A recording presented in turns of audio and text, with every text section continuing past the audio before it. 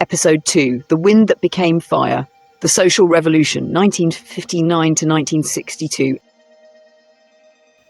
You think the River of Blood began in 1994. You think it bursts suddenly like a storm that comes without a cloud. It didn't. It began 35 years earlier when the hills of Rwanda trembled under a different kind of fire, a fire that meant with their own hands, because they call it muyaga, the wind. But wind does not burn houses. Wind does not chase families into forests. Wind does not drag men from their doorsteps. Men do. For centuries, Rwanda moved to the rhythm of one throne. The Mwami, the king, ruled from Nyanza, surrounded by royal drums taller than warriors, drums believed to speak with spirits. Under those drums, everyone bowed the same way. Hutu, Tutsi, Twa. The Belgians watched this unity and decided it was unnatural. So they whispered. For 60 years they whispered to Tutsi chiefs, "You are born to rule." To Hutu peasants, "You are born to be ruled." And those whispers grew roots. By the 1950s, a new wind was blowing across Africa. Uhuru. Freedom, rebellion, independence. And the Belgians grew afraid of the educated Tutsi youth, boys in mission schools reading Marx, reading Nkrumah, hearing speeches by Lumumba that shook the colonial heart. So the Belgians turned. Suddenly the Hutu clerks, the Hutu priests, the Hutu teachers became the new chosen sons. They were told, "Now is your time. Take what is yours." Then came the Bahutu Manifesto. 9 Hutu intellectuals, 9 pens, one demand, not equality, not reform, but a full transfer of power from the Tutsi elite to a new Hutu majority. The hills heard this and the air tightened. Rwanda felt like a room filled with smoke waiting for one spark. The death of a king, then July 1959, arrived. Mwami Mutara III Rudahigwa, beloved healthy, travelled to Bujumbura to see a Belgian doctor. He drank a shot of medicine. He collapsed moments later, dead at 35. Poison, the people whispered.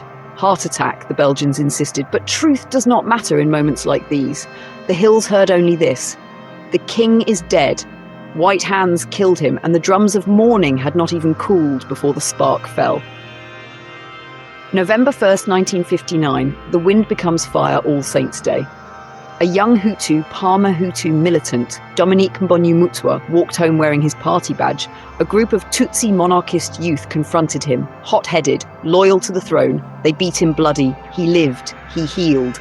But rumour travels faster than truth. By nightfall, the hills were shouting, "They have killed Mbonyumutwa!" And the next morning, Moya the Wind became a firestorm. Hutu peasants poured out of the forests with machetes, spears, heavy clubs. They had been waiting for permission. Now they believed they had it. A new song rose from the hills, Tubats and Beshe. Let us exterminate them. Tutsi homes burned like they were made of dry banana leaves. Women were raped. Children were dragged from hiding. Men were forced to dig their own graves before the machetes stopped their prayers. One survivor, only a boy then, said, "They made my father kneel. They told him, 'Pray to your white friends now.' Then they cut him from behind so he fell forward like he was still bowing. In 2 weeks, 300 Tutsi dead, thousands of homes burned, 20,000 Tutsi fleeing into forests and foreign borders, carrying nothing, not even hope. The Belgians choose their side, and the Belgians, they watched. Some shrugged, some handed out rifles, some replaced every Tutsi chief in the district with a Hutu in the same week. By 1961, Rwanda was a kingdom in name only. A Belgian officer, Guy Logiest, ran the country like his personal workshop. He said openly, "We must correct our past mistake. We were too favourable to the Tutsi." And correction, in his language, meant blood. They held a referendum in September 1961. The monarchy was abolished. A republic was declared. The Mwami's throne, older than Belgium itself, fell like a stone into water. Independence in name only. Then came 1962, independence. Gregoire Kayibanda, the quiet former seminarian who helped write the manifesto, became the first president. His speech promised unity. His soldiers delivered killings. Between 1962 and 1967, another 10,000 Tutsi were massacred in Gikongoro, in Bujazera, in villages where a single whisper, Inyenzi cockroach, was enough to launch a purge.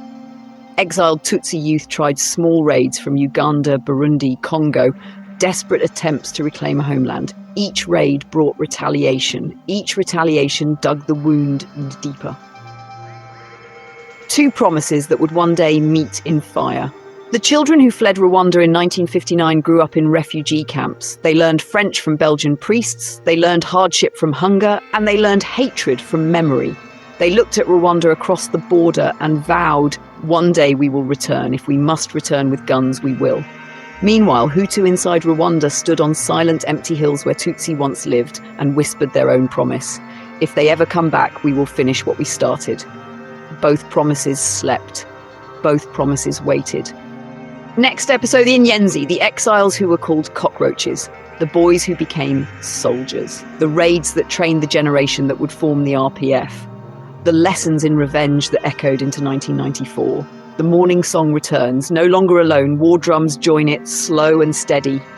Subscribe, because the fire that ignited in 1959 never died, it simply waited, and the inferno of 1994 was only its final breath.